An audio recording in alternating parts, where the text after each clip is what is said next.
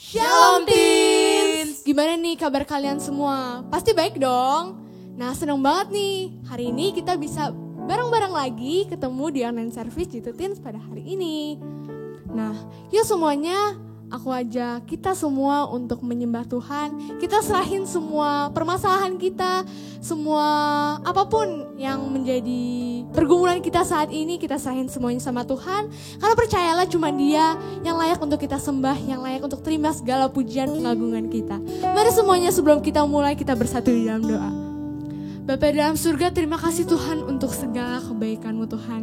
Kalau kami boleh ada sebagaimana kami ada Tuhan saat ini, kami percaya semua karena anugerah-Mu Tuhan. Kalau sebentar kami mau menyembah dan memuji-Mu ya Bapa, sucikan kami, layakkan kami supaya semua ini dapat menyenangkan hati-Mu ya Bapa.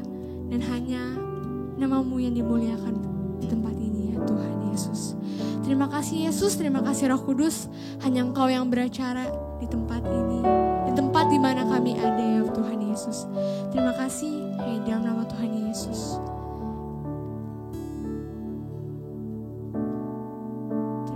Yesus, terima kasih Roh Kudus.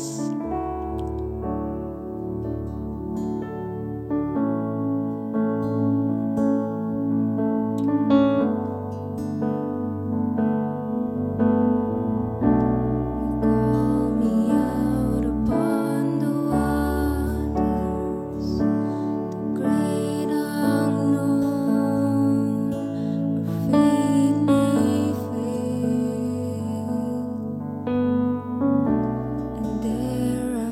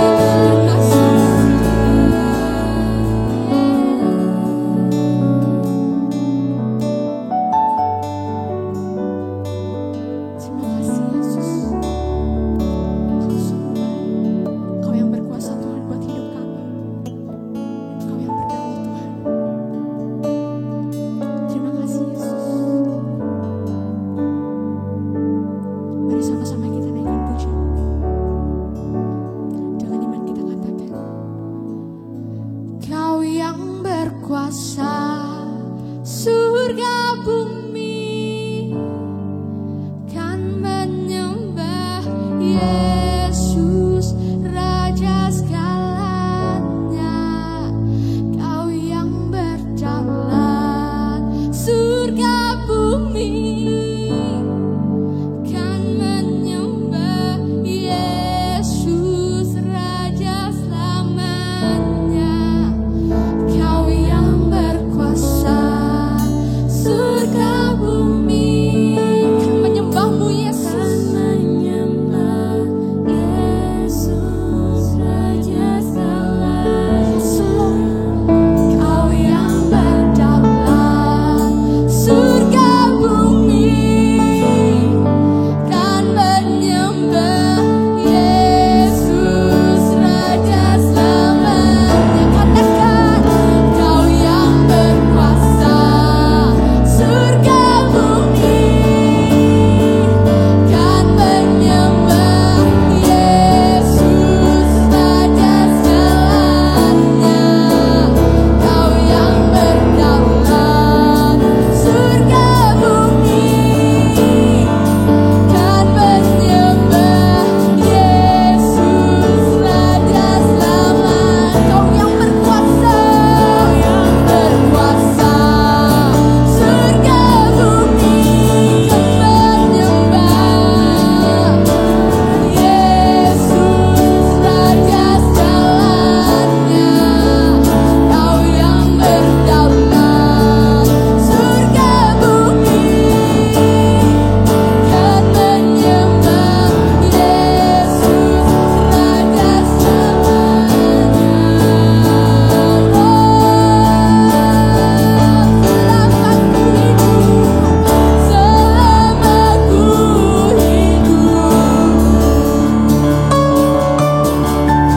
apapun musimku, percaya kebesaran-Mu, kekuatanku di dalam-Mu. Rasakan hidupku ya Tuhan, akui kuasa-Mu,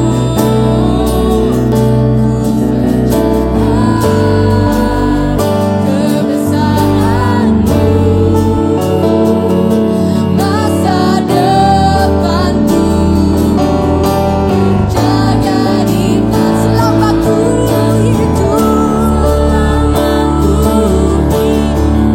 apapun musimku, percaya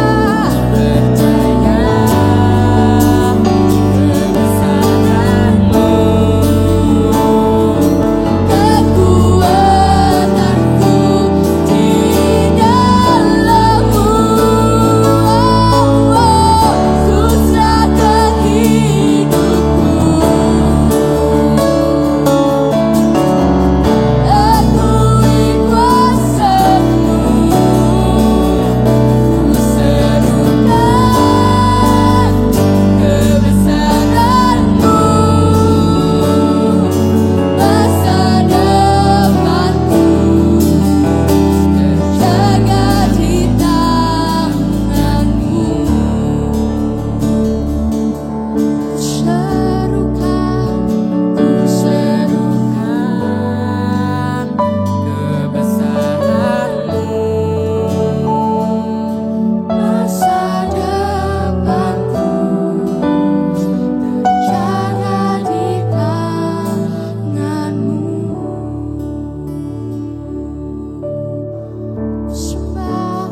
Ku sembah Engkau Yesus, hanya Engkau Allah di hidupku. Tiada yang lain, hanya Engkau Tuhan selamanya. Kau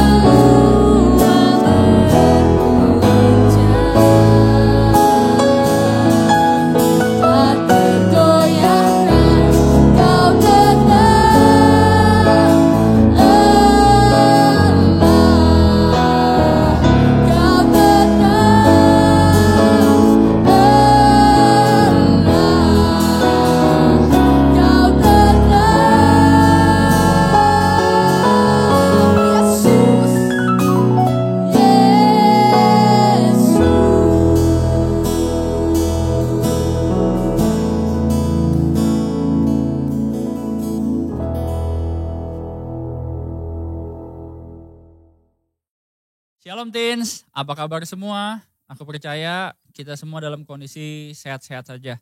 Baik, sebelum kita mendengarkan firman Tuhan, mari kita sama-sama berdoa. Bapa dalam surga, terima kasih Tuhan.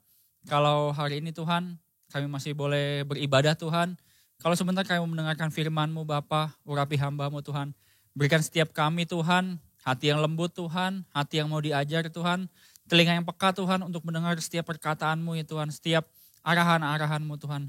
Pimpin kami Tuhan ketika kami mendengarkan firman-Mu Tuhan. Tutup bungkus kami semua dengan kuasa darah-Mu. Di dalam nama Yesus kami sudah berdoa dan mengucap syukur. Haleluya. Amin. Oke, teman-teman di rumah seperti biasanya gak lupa aku ingatkan kalau di rumah kita mendengarkan firman Tuhan harus tetap dalam posisi duduk yang baik. Jangan sambil nyemil, jangan sambil makan. Kita tetap sekalipun di rumah masing-masing, sekalipun kita beribadah melalui live streaming, melalui online, kita tetap menghargai hadirat Tuhan, kita tetap menghargai firman Tuhan. Nah, teman-teman di rumah, hari ini aku mau men-sharingkan satu tema yaitu Thy word is my life atau firman Tuhan adalah hidupku. Nah, aku mau tanya dulu sama teman-teman di rumah, siapa di sini di antara teman-teman di rumah yang sayang sama Tuhan Yesus? Aku percaya kita semua pasti angkat tangan ya, jangan ada yang gak angkat tangan. Nah, kira-kira apa sih yang bisa kita lakukan atau apa yang kita mau lakukan atau tunjukkan ketika kita sayang, menyatakan sayang, aku sayang sama Tuhan Yesus. Kira-kira apa yang mau dilakukan? Mungkin teman-teman di rumah ada yang berkata, oh aku sayang Tuhan Yesus, buktinya adalah apa? Aku rajin berdoa, oke. Kemudian apa lagi?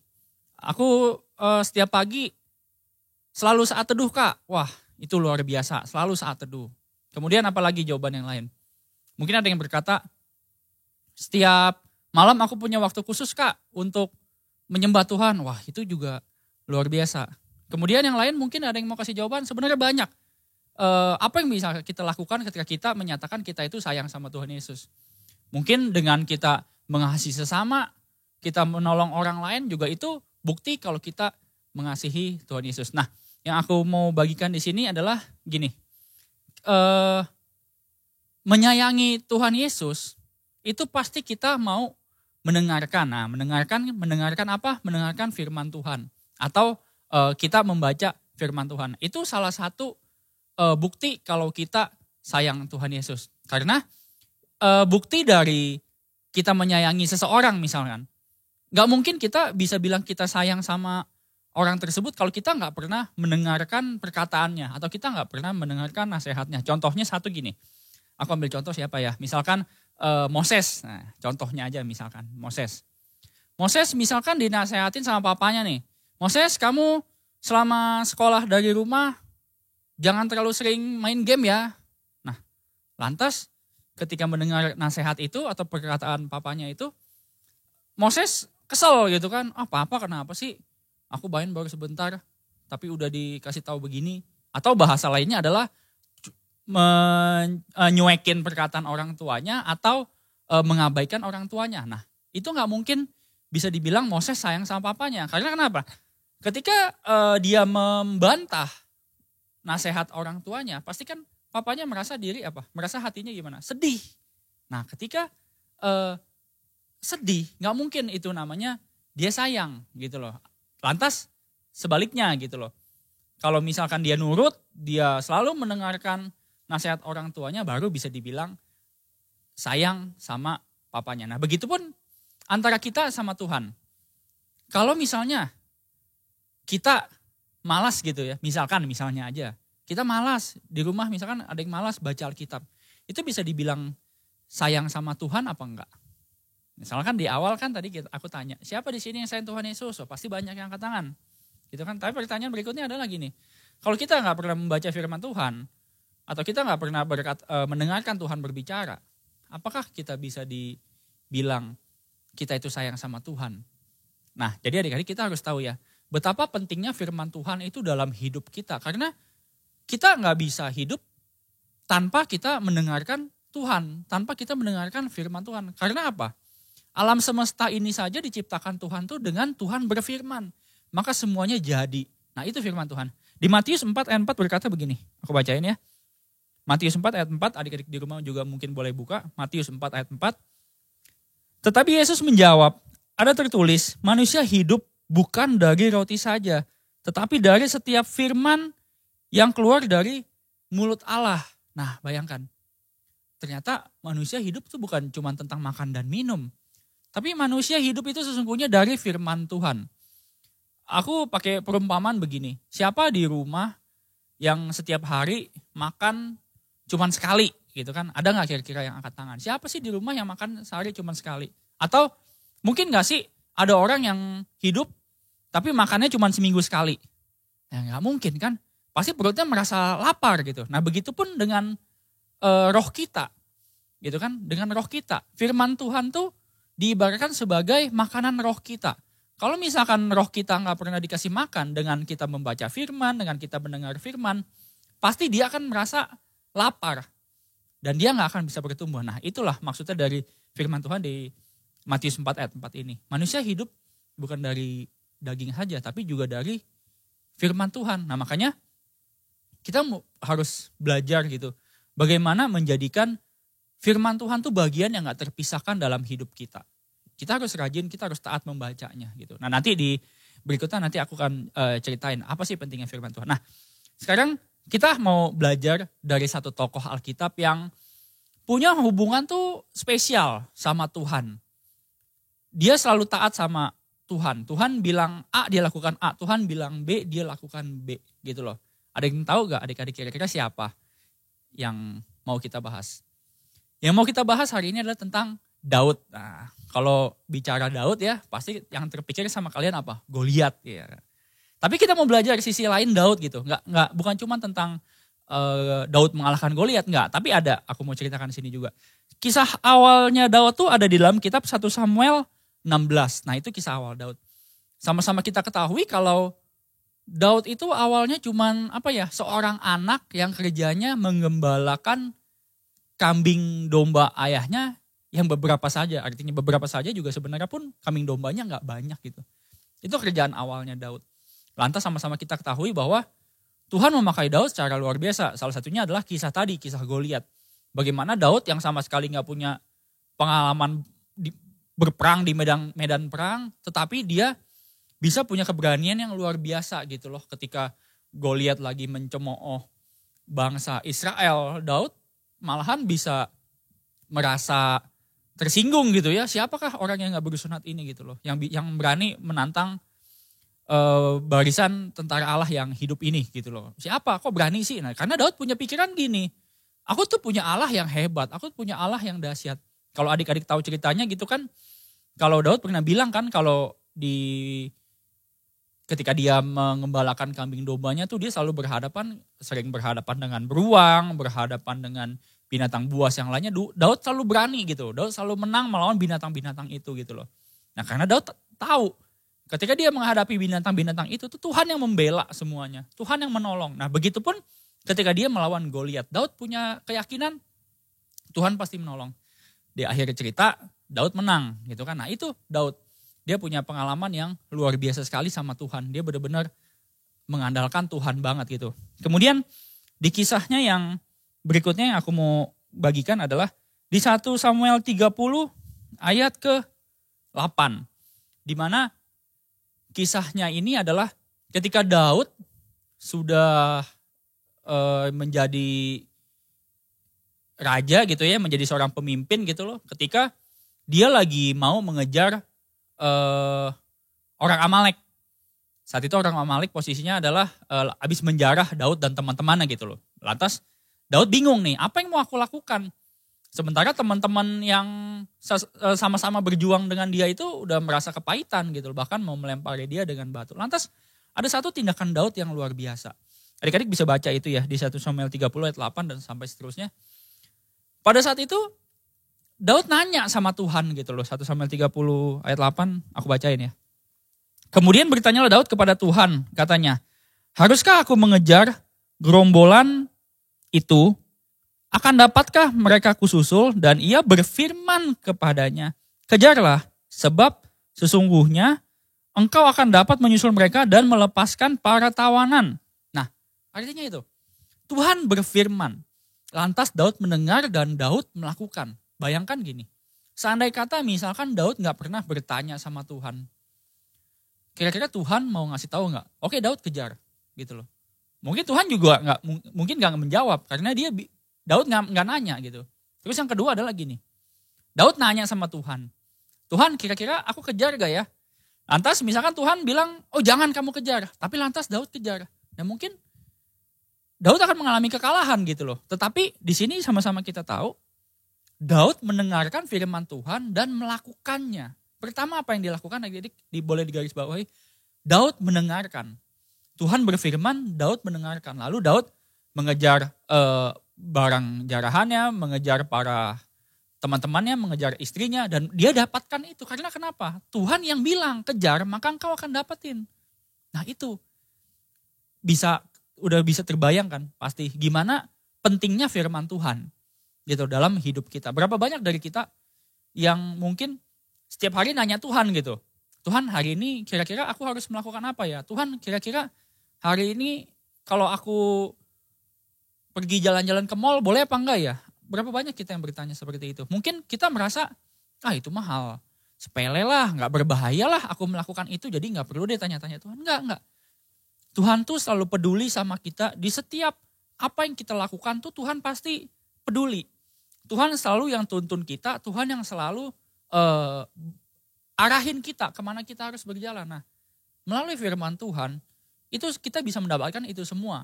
Mungkin dari kitab Kejadian sampai Wahyu ya, ketika kita baca, mungkin banyak yang gak mengerti. Jujur di sini aku mau kesaksian, aku baca Alkitab dari Kejadian sampai Wahyu itu udah selesai kurang lebih 5 kali deh. Tapi aku juga pun jujur bilang, gak semuanya dari semua kitab itu aku mengerti gitu loh. Yang aku tahu adalah satu, firman Tuhan tuh adalah hidup gitu loh. Firman Tuhan tuh yang ada tulis di Alkitab tuh ya gak bohong. Juga bukan dongeng, tapi itu adalah kata-katanya Tuhan dicatat di situ gitu loh. Dan benar-benar merupakan menjadi sesuatu yang hidup dalam hidup aku gitu loh. Jadinya ketika aku baca Alkitab pun mungkin aku masih ada yang belum mengerti, gak apa-apa, paling dicerna dulu gitu. Dicerna, dibaca, oke terus baca. Kadang-kadang ada sesuatu hal yang hidup ketika aku membaca itu gitu loh. Nah itulah pentingnya firman Tuhan. Kemudian berikutnya lagi, contohnya lagi yang berikutnya adalah bahkan ketika Daud ya di 2 Samuel 12 ayat 13 gitu ya. Saat itu kondisinya Daud adalah dia ini lagi bisa dibilang berbuat salah lah sama Tuhan. Lantas ketika itu dia tahu kesalahannya, dia minta ampun gitu loh. Daud lebih memilih, oke deh lebih baik aku dihukum sama Tuhan deh. Karena Tuhan tuh mengasihi aku, bayangin adik-adik. Dibandingin aku harus dihukum sama manusia. Nah Daud lebih pilih itu. Lebih baik dia dihukum sama Tuhan. Karena dia tahu Tuhan semarah-marahnya Tuhan sama dia gitu ya. Tapi Tuhan tuh masih jauh lebih baik. Nah Daud sampai punya iman seperti itu. Kemudian yang berikutnya adalah apa sih kira-kira yang membuat kita tuh nggak baca Alkitab? Apa yang bikin kita tuh punya rasa nggak perlulah baca Alkitab? Yang pertama adalah gini, baca Alkitab tuh kita merasa nggak penting gitu kan? Oh itu mah cuman cerita doang, atau itu mah cerita masa lalu, nggak berlaku di saat ini, nggak gitu kan? Matius 4 ayat 4 yang tadi aku bilang tuh sangat menjelaskan kepada kita bahwa kita hidup tuh harus dengan membaca firman. Ya kan, kita sama-sama udah ngerti, kita nggak mungkin bisa hidup tanpa nggak baca firman. Nggak mungkin kita bisa hidup dengan baik dan benar tanpa kita mendengar arahan-arahan Tuhan. Yang ada kita bisa melakukan banyak kesalahan gitu loh. Nah, terus yang kedua adalah kenapa kita nggak baca Alkitab adalah kita merasa nggak punya waktu. Aduh, aku sibuk, ya kan? Aku sekolah, aku banyak tugas gitu loh. Kapan lagi aku mau baca Alkitab? Nah, adik-adik di sini aku bilang, aku yang berdiri di sini dengan teman-teman semua yang ada di rumah, dengan orang tua kalian, punya waktu yang sama dalam hidup kita. Satu hari cuma punya waktu 24 jam gitu. Sementara ya adik-adik, aku udah pernah cermati gitu ya, aku udah pernah mencoba melihat kalau aku baca Alkitab 3 pasal, itu sekitar cuma 15 sampai 20 menit. baca Alkitab itu 3 pasal cuma 15 sampai 20 menit. Nggak memakan waktu kita sampai 1 jam. Kecuali kita benar-benar merenungkan terus kita teliti lagi ya. Enggak, ini tapi maksudnya konteksnya adalah membaca. Itu. Bagaimana kita yang punya waktu 24 jam, lantas kita bisa bilang untuk baca Alkitab tuh nggak punya waktu. Gitu. Kita punya waktu 24 jam, kita habiskan waktu untuk sekolah, untuk belajar baik. Kemudian sisanya untuk apa? Untuk membantu orang tua kah? Untuk main kah? Boleh gitu loh. Tapi coba sama-sama kita renungkan. Apakah kita yang punya waktu 20-30 menit itu untuk Tuhan, untuk kita baca Alkitab, untuk kita mendengarkan suara Tuhan, masa sampai gak punya? Pasti kan gak mungkin, pasti kita bisa baca Alkitab. Selama kita merasa, aku harus baca Alkitab. Alkitab itu penting, pasti bisa. Nah, itu dia. Makanya alasan gak punya waktu tuh bisa dibilang, coba untuk dihilangkan, coba untuk belajar menjadikan Alkitab tuh, menjadikan firman Tuhan tuh adalah yang prioritas dalam hidup kita. Mau dibacanya pagi atau malam, terserah mau yang mana. Yang penting kita punya waktu khusus, kita bisa konsentrasi selama setengah jam itu untuk mendengarkan. Kira-kira ketika aku baca kitab ini, Tuhan lagi mau ngomong apa sama aku. Nah itu. Yang ketiga adalah, kenapa orang gak mau baca kitab itu adalah apa? Bosan, bosan Kak. Udah cuman tulisan doang, gak ada gambarnya. Udah gitu aku juga gak ngerti, wah jadi bosan deh udah. Enggak, jangan gitu adik-adik. Kayak tadi aku bilang, kita cuman pakai waktu tuh setengah jam setiap hari. Lantas kenapa kita kalau sekolah gitu kan, atau kita main game misalkan, bisa berjam-jam lantas merasa gak bosan. Padahal sama-sama kita udah tahu, kita udah pelajari sampai yang sekarang, bahwa firman Tuhan tuh penting. Kalau kita bisa bilang bosan, lagi-lagi alasan itu tuh sebenarnya gak bisa diterima. Yang keempat, gak mengerti. Nah, yang tadi aku bilang.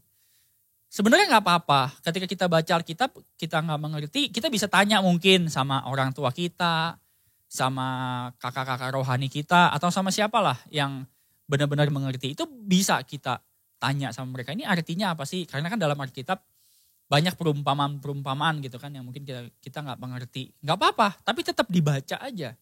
Kan tadi aku udah kesaksian kan, aku baca. Udah 5 kali aku selesai, belum tentu semuanya tuh aku hafal atau belum tentu semuanya tuh aku ngerti isi-isi Alkitab, enggak juga.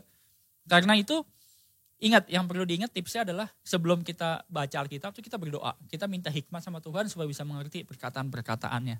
Jadi bagi yang punya alasan, aku gak ngerti Kak, gak apa-apa. Berdoa, Tuhan aku mau mengerti isi firman-Mu, berikan aku hikmat. Nah, mulai baca, perlahan-lahan tapi pasti bisa gitu.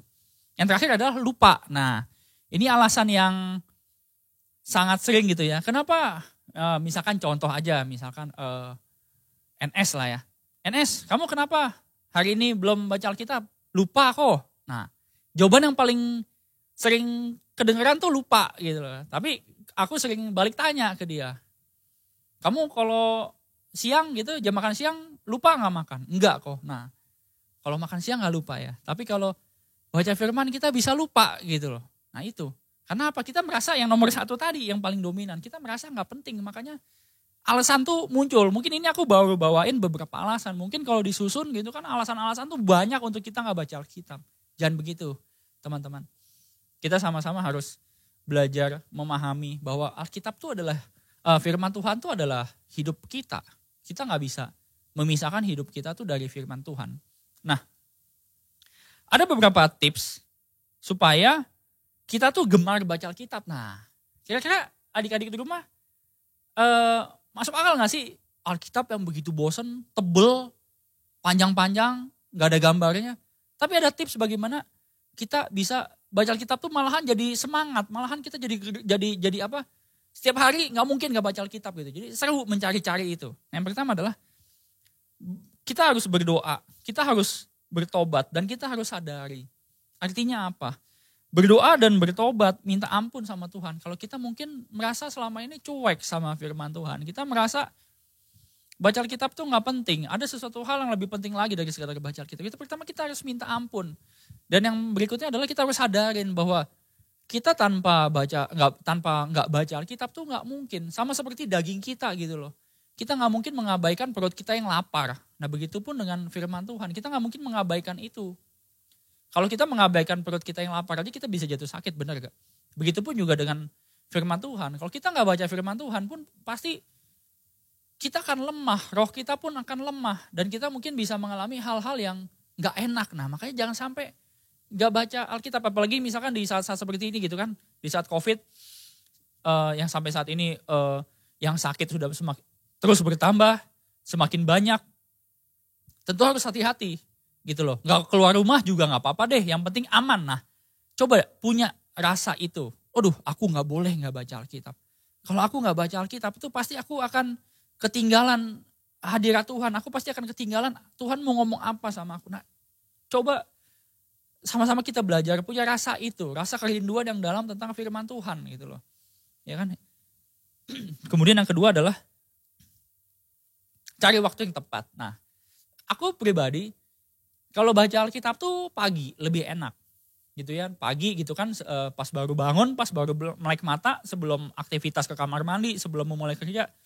Paling enak baca Alkitab tuh pagi, karena kenapa? Aku tergolong orang yang gak bisa bergadang ya. Jadinya aku kalau sekitar jam 10 malam tuh udah mulai ngantuk. Nah ketika jam 10 malam itu misalkan aku mulai baca Alkitab tuh pasti aku akan merasa males. Aduh udah deh besok aja deh, udah ngantuk tidur dulu. Nah itu, kita setting waktu, kayak tadi aku bilang di awal. Kita persiapkan waktu pribadi kita khusus untuk Tuhan tuh di waktu kapan, di jam kapan. Itu teman-teman di rumah boleh.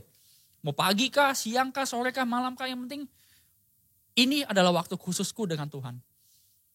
Teman-teman di rumah boleh berdoa, boleh PPW, boleh baca Alkitab tuh khusus. Pokoknya ini khusus untuk Tuhan. Pasti semangat.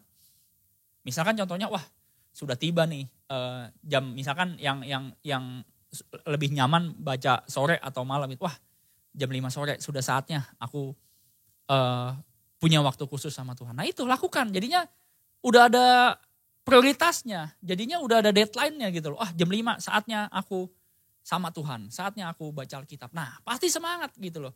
Sama seperti contohnya misalkan si Albri gitu kan mau janjian sama temennya gitu jam 5 sore. Wah udah jam 5 nih, aku harus siap-siap, aku mau ketemu temanku. Nah kan gak mungkin dia mau janjian ketemu temennya jam 5 sore lantas aduh ntar aja deh jam 6 aku baru jalan, gak mungkin. Pasti dia akan prioritaskan waktu, wah aku jam 5 udah ada janji, aku harus ketemu temanku. Begitupun dengan kita. Misalnya jam 5, saatku untuk intim sama Tuhan, saatku untuk komunikasi sama Tuhan. Nah, pasti kita akan memprioritaskan jam tersebut untuk Tuhan. Nah itu. Itu yang terakhir adalah mencatat. Nah ketika kita membaca Alkitab mungkin dalam satu pasal tuh kita nggak ngerti semua misalnya. Tapi tiba-tiba di ayat yang keberapa ada semacam firman tuh hidup. Artinya hidup tuh gini. Kita tuh merasa tertarik dengan firman itu. Firman tuh rasanya tuh kok kita pengen baca berulang-ulang ya. Ini kenapa ya? Nah itu buru-buru dicatat. Bisa jadi itu yang Tuhan mau sampaikan ke kita. Dalam tanda kutip mungkin itu remanya gitu. Oh ini yang hidup. Ketika kita catat, sewaktu-waktu kita baca lagi, oh iya benar ya firman Tuhan ini jadi suatu yang hidup ya untuk aku pun punya gitu loh. Kayak semacam aku punya ayat pegangan itu Filipi 4 ayat 13 gitu loh. Nah itu salah satunya yang selalu hidup, yang bikin aku tuh selalu ingat gitu loh. Meskipun aku gak hafalin tapi di saat-saat tertentu muncul firman. Nah itu pentingnya mencatat gitu kan. Apalagi misalkan ada yang suka lupa gitu kan. Wah ketika firman itu merasa hidup, ketika firman itu merasa menarik dan benar-benar kita perlukan, kita catat. Takutnya kalau kita misalkan suka lupa, ya udah lewat begitu aja. Dan kita gak ingat lagi itu apa. Kalau yang ingatannya kuat sih gak apa-apa gitu kan. Dia akan terus ingat gitu. Makanya adik-adik, mari kita sama-sama belajar. Mungkin awalnya susah. Awalnya tuh merasa bosan. Aku pribadi pun pertama-tama ikut grup baca Alkitab tuh merasa beban gitu ya. Baca Alkitab kok beban banget sih. Kenapa sih satu hari misalkan harus 3 pasal. Kenapa gak 1 pasal aja. Kemudian udah berjalannya waktu ya puji Tuhan gitu kan. Sampai saat ini aku lebih gitu puji Tuhan. Nah itu kan karena kebaikan Tuhan bukan karena aku mampu. Karena udah 5 kali putaran artinya udah 5 tahun aku baca Alkitab. Tahun pertama mungkin susah. Gak mungkin deh aku juga gak pernah punya cita-cita atau pikiran wah aku mau baca Alkitab selesai nih. Gak ada kayak begitu ya. Tapi mengikuti aja, mengikuti. Ada grup baca Alkitab, oke aku mau ikut deh baca Alkitab. Kita terus baca dan banyak sekali. Tuhan ngasih aku nasihat, Tuhan ngasih aku kekuatan-kekuatan dari setiap firman yang aku baca. Sekali lagi, mungkin aku gak mengerti semuanya tentang firman Tuhan itu. Tapi ketika kita taat, ketika kita jadikan firman itu adalah prioritas dalam hidup kita, pasti Tuhan banyak berkata-kata melalui firman itu. Dari setiap apa yang kita baca. Dan itulah bentuk kita mengasihi Tuhan. Tuhan, aku mau mendengarkan Engkau. Itu salah satunya bukti simple. Apa sih yang kita lakukan ketika kita sayang sama Tuhan? Kita mau mendengarkan firman Tuhan. Nah, itu aja adik-adik firman Tuhan yang mau aku sampaikan. Biar kiranya kita semua bisa bertumbuh ya. Iman kita bisa terus bertumbuh bersama-sama dengan kita membaca Alkitab, dengan kita mendengarkan firman Tuhan. Ya, mari kita berdoa. Bapa dalam surga, terima kasih Tuhan untuk waktu-Mu Tuhan. Kami tahu Tuhan firman-Mu adalah prioritas dalam hidup kami. Kami gak bisa hidup di luar firman-Mu dan kami gak bisa hidup tanpa firman-Mu. Ampuni kami Tuhan, kalau selama ini kami mungkin merasa cuek. Kami merasa kalau baca Alkitab tuh gak penting ya Tuhan. Tapi hari ini kami tahu, kami sadar Tuhan. Kalau Daud aja Tuhan taat dengan firman-Mu Tuhan. Begitupun kami.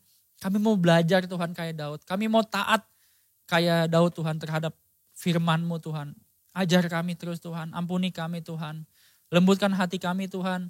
Ajar kami melalui firman-Mu, kami akan percaya Tuhan, firman-Mu adalah hidup bagi kami ya Bapa. Terima kasih Tuhan, terus jagai anak-anak-Mu ya Tuhan, berarti mereka dengan kesehatan Tuhan, dengan hikmat dan kepintaran Tuhan, Kau jagai mereka Tuhan. Pakai generasi Yeremia Jitutin sini Tuhan, menjadi terang, menjadi berkat bagi banyak orang. Terima kasih Tuhan, kami serahkan doa kami ke dalam tangan-Mu, di dalam nama Yesus, kami sudah berdoa dan mengucap syukur, haleluya, amin. Nah adik-adik, terima kasih, kita berjumpa lagi minggu depan. Bye-bye.